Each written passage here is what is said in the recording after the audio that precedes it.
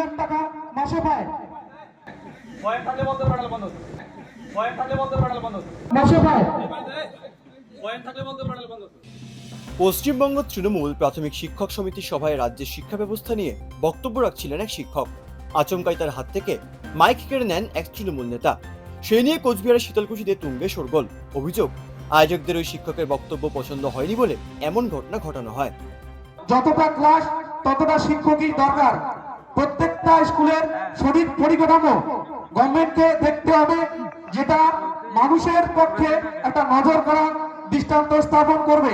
তারপরে বেসরকারীকরণ থাকবেই। আর আমাদের শিক্ষকদের একটা আমাদের নিজেদের মধ্যে একটা মানসিকতা আছে যে আমরা আসি যাই মাইনে পাই।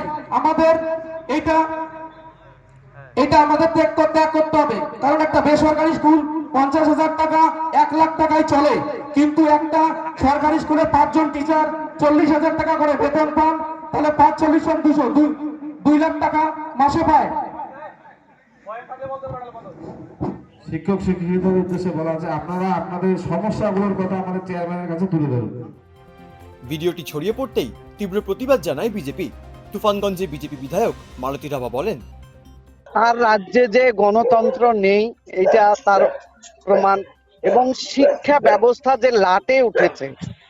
পশ্চিমবঙ্গের যে শিক্ষা ব্যবস্থা সেটা শিক্ষকরা অনুভব করতে পারেন, কিন্তু ভয়ে বলতে পারেন না। ওই যে একই কথা যে গণতন্ত্র নেই, সংবিধান মানে না।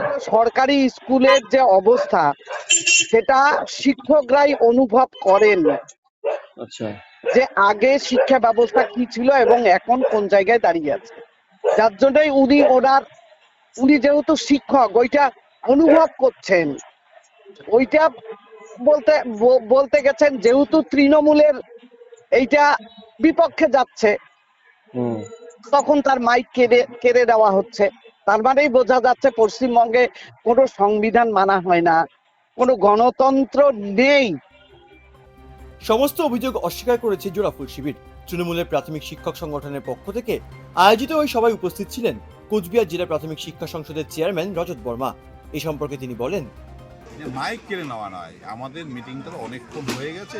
ওনার যে বক্তব্য, সেই বক্তব্য বা ওনার যে রিকোয়ারমেন্ট, সেই জিনিসগুলো না করে উনি যে বক্তব্যগুলো দিচ্ছিলেন সেটা একই জিনিস বারবার বলছিলেন। যার জন্য ওনাকে বলা হলো একটা জায়গা থেকে উনি কথাটা বলুন এবং ওনার কী বক্তব্য। একটা জিনিসই বারবার বললে পরে বুঝতেই পারেন, আপনারা নিজেরা শুনেছেন একই জিনিস বারবার ঘুরিয়ে ফিরে চলে, সেটা তো ঠিক নয়।